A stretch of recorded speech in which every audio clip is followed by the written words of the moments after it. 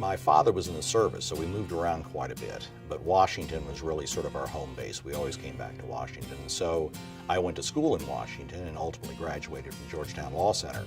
And I ended up working in some interesting places. I was a legislative assistant to a congressman. I worked for a couple of law firms during that time as sort of a law clerk. And then ultimately I went to the White House, where I was a staff assistant to the president.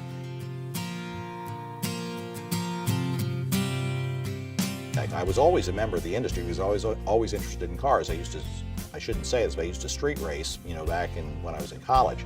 But the first time I really saw the industry personified was when we had a reception back in 1972, I think it was, where I met, for example, J.C. Agajanian, Wally Parks, and a whole bunch of people who'd come to town for a reception with the president. And so I went in and saw all these luminaries, all these people I'd heard about for years but never had met. And so that continued my interest.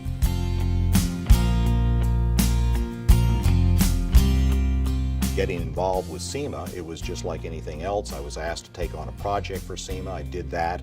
Slowly but surely I took on more projects for SEMA, and then ultimately I became general counsel. And I've been general counsel ever since.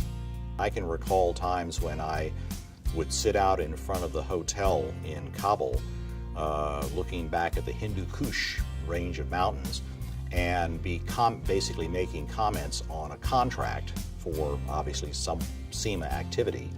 I never saw any shifting of gears there, because the next moment I was probably reviewing the last draft of the antitrust law, for example, for Afghanistan. But it was a continuum. There was never any shifting of gears.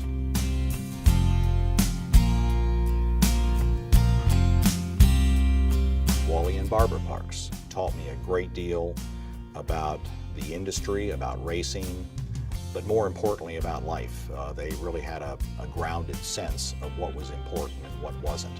But there have been so many people who've been our lifelong friends. Chuck Blum, of course, was the president of SEMA for many years, and he's a lifelong friend.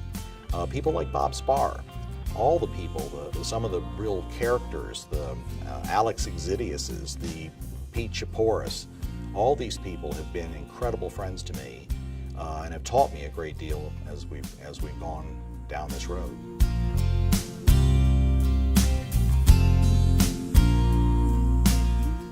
One of the things that drives me is I have a tremendous interest in motorsports. I love to compete. I will race anything, any day. I can't race motorcycles anymore. My wife will kill me. So I think my passion for cars and motorsports is one of the things that drives me. Probably more so, however, are, again, the people that I work with in the industry who are friends of mine. And to see their dedication to what they do just is infectious. It just causes you to want to join in and help as best you can. And another thing, I guess, that drives me somewhat is that I've never been particularly interested in doing things that were easy to do, because they get boring. And there's always a challenge with SEMA.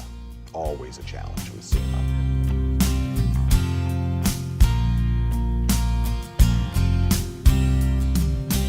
I have had the opportunity to work for presidents and kings, but my best friends are in this industry, and that's what I find important.